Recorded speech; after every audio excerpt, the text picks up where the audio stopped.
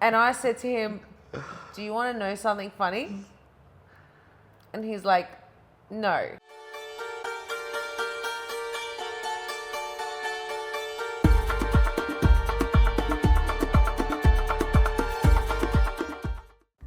We're back! If this is your first time on our channel, just to catch you up a little bit, we moved to Spain from Australia and we are sharing our whole journey. We bought a 30,000 euro house and we're in the midst of renovations, and that is exactly where we have been. We're doing so many things in the background and we're trying our very darndest to get some content out there, because that's exactly what we want to do. We promised we'd share, and that's exactly what we're doing now. Let's get into this video and we will share more and more as we go along. Okay, so first of all, our projects were a bit all over the place. And what I mean is, because we don't have like a go-to contractor or project manager that is overseeing everything and has a precise structure, we're kind of just doing it as we go along, because half of it's going to be DIY, half of it's contracting someone out. And I'll start by saying this. So one of our favorite things that have happened so far is that we have found Rafa, who is an incredible contractor. Oh yeah. He's an electrician, but he also does some plumbing. So that's come in super handy. But that's, you'll learn more about that as we go along. You'll meet him, all the rest of it. But for this very start project, we thought we'd take on at least the downstairs windows. This project was meant to be like, oh, let's just sand it down, give it a paint, and we're done. But it ended up taking so much longer. Now, what we first decided to do is sand down the doors and windows from the inside. So we began with that. We started to do that. Jasmine would like to broadcast some news before it reached me. Well, it did reach me. You don't even know the full news I yet. don't know the news, but parts of the news would send someone insane.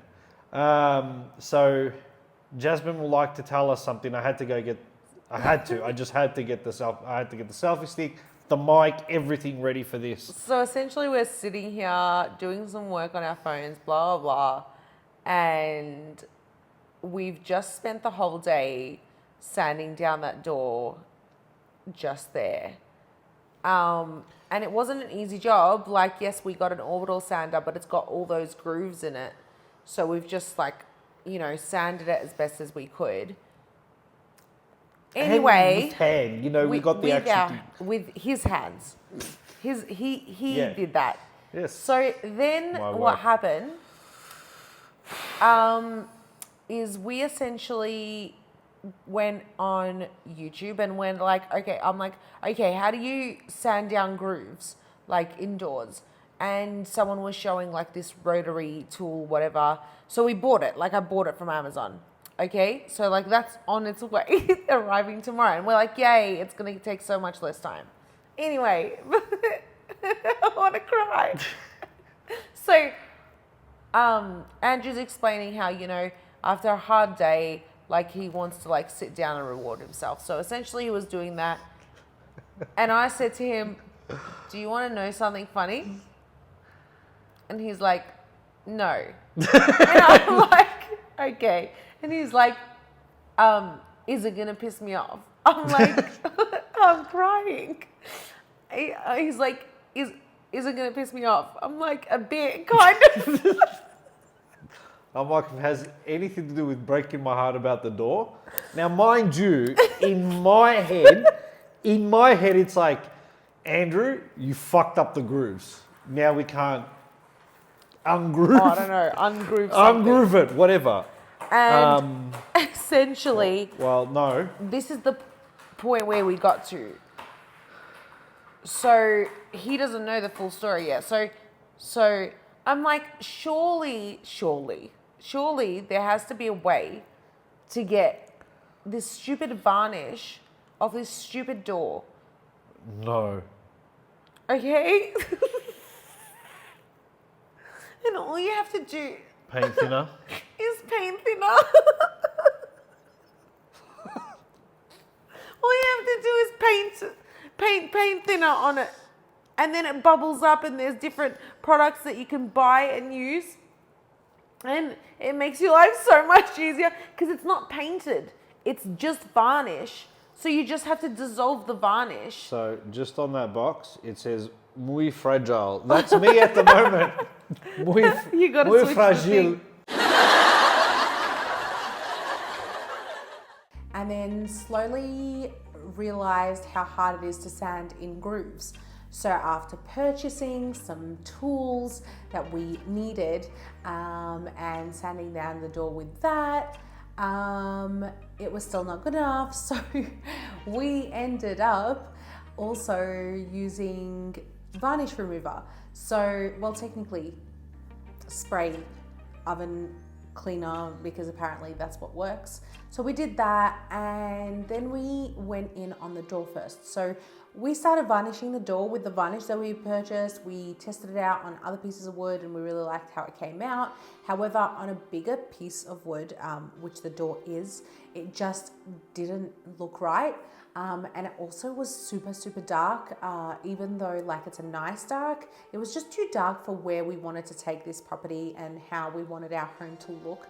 We did want it more like light and airy. So what we decided to do is paint it. Now, that's a future project and you won't see that in this video because we haven't even started painting the door yet, but we did start with one of the windows as a test window and we like the way that looks. However, on the outside, we decided to go something completely different.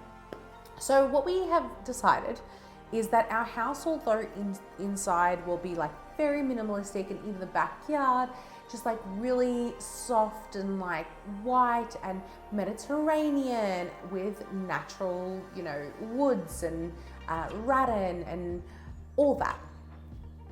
We decided that the front of the house could look completely different, and especially because like we don't actually walk through the front a lot. We go through the garage, and that's likely how our, you know, future guests will come in because the garage has a spot behind it in the driveway. So we wanted the house to be completely different. It's still Mediterranean, but it's not that like soft villa feel. Instead, what we've decided to do is paint the outside white as it was always going to be, but also do the doors and the window blue. Just like a really nice pop of color, reminding us again of that Greek Mediterranean feel. And what was nice is throughout this process, we were getting stopped and multiple people would come past and, you know, say guapo, and which I learned meant pretty. So we are learning Spanish as we go along. Hey, Arwen, what do you think of the paint? And it was just a really nice experience. And also the gates, like the bars on the windows, like they're everywhere here. So we have decided to keep them on, just like for safety's extra precaution. But what we did instead, they're all black, but our ones we painted white. So we actually took a spray can to those, just because it's metal and sometimes spray paint sticks better, especially if you get the right one. So that's what we decided to do there. But the borders around the windows are, yeah, nice and blue. So I think that really suits the vibe and adds a pop of color to the street as well. I also will mention that the window part that opens in, because a lot of the time we won't be opening the whole window to let air in because like we just didn't want that kind of vibe. And it's like low privacy, I guess, when you have your whole window open. But instead, those little mini windows that let the light in, those on the inside will remain white. So that way on the outside, you can't actually see it because we also added those like that film that makes it UV protected, but also reflects. So it just looks like a mirror from the outside. So you can't actually see it from the outside. So it all looks blue with that reflective sheen. But from the inside, when we're opening the windows, it doesn't look like it's actually blue. You can't tell that it's blue on the outside because the one that actually comes in is just white. I hope I've explained that well enough. So the next thing that we did is planted some flowers in the windowsill.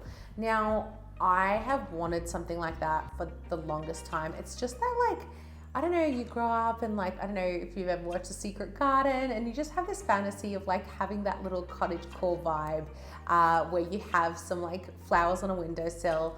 And so I thought it'd be a nice addition. So they're all different types of flowers that grow in specifically like what we get, which is we get a lot of exposure to the sun at the front of the house. So yeah, they grow very well in full sun. And so it's been really nice watching them grow already. It has barely been, I think, a month since we planted them, and they've just grown so much and they're getting more and more lush. And finally, the other thing we decided to do is, of course, other than the air conditioning unit that we got and the new internet installed and blah, blah, blah, what we did do is plant a bougainvillea. I think that's what it's called. I'm probably saying it like bogan, like Aussie bogan. It's something. You'll know the flower. It's that like fuchsia pink flower that grows like in Mykonos and everything. Now, the only problem is it tends to go into shock when you repot it. So all the leaves are falling down, but it says to like wait it out until like, you know, summer months. And then it starts to like really take off. So fingers crossed, because right now it just looks like a dead tree in the front of our house. But yes, we've planted one of those. We actually have another one that we want to plant on the left side because currently it's only on the right side. And the idea is that we want it to creep up the wall and just kind of like give that kind of look on the facade of the house. And luckily our house has like a empty spot in the front of it that cars can't go through, so it's usually just people, so we're able to plant things like that without them getting damaged or being in the way of any like traffic, which is really nice. But yeah, other than that, there's been a lot going on in the background that we'll definitely, like I said, catch you up on, but for this video I think that's more than enough, kind of overwhelming, and fingers crossed we figure out this whole painting situation and the sanding situation, because our whole house is dust everywhere because we have started on other projects and we were finally able to shower, and this is why I'm finally able to make this video, because I showered so I don't feel completely disgusting. And yeah, it's been tricky, and I wouldn't say there's fights, but there's definitely some bickering.